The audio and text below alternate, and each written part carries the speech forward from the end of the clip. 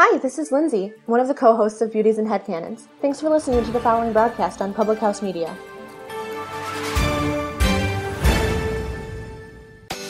This is Dr. Mariah White, host of Your Life Matters, here on Public House Media. Thanks for listening to the following broadcast on Public House Media.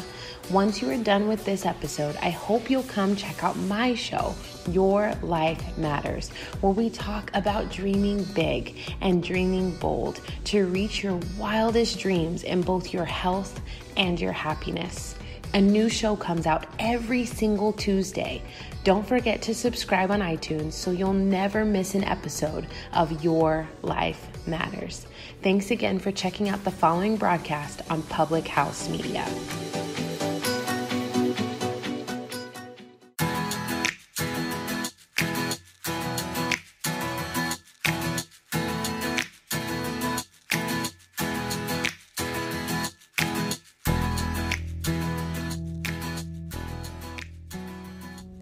Hey, everyone.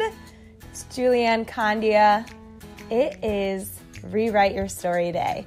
Something I was thinking about, you are the very reason why this podcast is named Rewritten.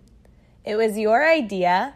You all are the reason for this podcast.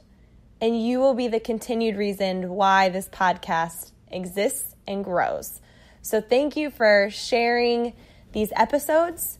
Thank you for tagging me on social media. Thank you for sharing how each episode is moving in your life. I really appreciate it.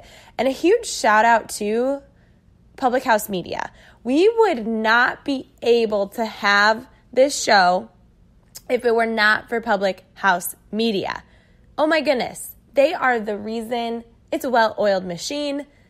They are the reason it is uploaded every Thursday with the fun music and everything. I'm so grateful. Thank you so much for making this podcast come to life. It is everything. So if you have the opportunity, please go over to Instagram and Facebook and like Public House Media. Right now, I am curled up on my couch with my dog, Wyatt. If you follow me on Instagram, you'll see Wyatt a lot. And I've been really reflecting and thinking about something that will truly help you rewrite your story. And it's something that's really relevant in my life, something that is a best practice in my life. And I just really feel like it's something I need to share with you. So right now in your life, 5 years from now, everything you're doing in this current moment, is it going to make you better in 5 years? The way you eat, the way you view or spend money, your marriage, your health, your mindset, the way you talk to yourself, what you pour into your life. Everything that you're doing right now, is it setting you up to be the most successful, thriving, happy person? It doesn't even have to be 5 years from now, a year from now. People greatly overestimate what a year can do for them. And then when things don't go according to plan, they quit and they give up. But people really underestimate what 10 years can do for them. Meaning, maybe your body looks real good and you love fast food. 10 years from now, that's not going to be the case. 5 years from now, your body is going to start breaking down. Your mindset, if you are not investing in your mindset, is that setting you up for success or failure? Eric and I are best friends. And a lot of people ask us, how do you have this marriage that you have? You make it look so easy. Well, the reason it looks so easy is because we have a lot of forgiveness and we work really hard at communication. We work really hard at being intentional, and it's not always easy. A conversation that we have to put each other in perspective and to help each other grow is, are we going to be closer a year from now if we continue to communicate like this? If the answer is yes, then we continue to communicate the way that we're communicating. But if we're short with each other or short-tempered, not patient, this is a two-way street. Is it setting our marriage up for success in the future or for failure? And I really think, even in our own lives, when we're working on ourselves, on our business, on our mindsets, if we've gotten off track, even with reading the Bible, that's something that we ask each other. And we know the answer. We course correct. That if we're not investing in our faith and growing and learning and connecting with Jesus, is that going to make us closer to him or farther away when we stop? And I really think that this kind of thinking and practice can help you, quote unquote, get motivated. Because after all, y'all, I'm not always motivated.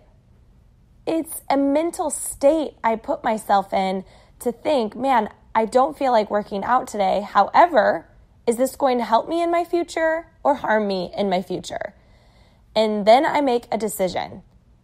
Just as much as when Eric and I have a disagreement, forgiveness is the greatest gift we've ever been given, and not everyone uses it. If I forgive, let it go, and move on, invest, lean in, love harder, is that going to help my marriage? Absolutely. And it's with that lens of love. And maybe you're even just stuck into these limiting beliefs. Maybe the reason you feel like your life can't move forward are because of the opinions of other people. But again, 5 years from now, if you continue to allow other people's opinions to drive your life, is that helping you or hurting you 5 years from now? Sean Anker, I keep bringing up his name. His book, The Happiness Advantage, is so good. First of all, you can't unknow what you know. But the more you lean in and grow your brain and your optimism and your perspective, the better you are at making decisions. The better you are at moving forward in life.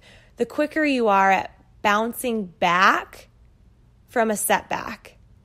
The more you expand yourself, the better you rebound. However, if you're stuck in a negative space, you're always broke, you hate your body, you constantly complain. First of all, if you're complaining about your situation, you have awareness. And if you have awareness, you can do something about it. You have this choice to invest in your health, and you're not going to see it right away. Invest in the way you live your life. And I can guarantee that if you pour into growth, you pour into working on yourself, it's only going to help you. And that is something that makes our marriage what it is today.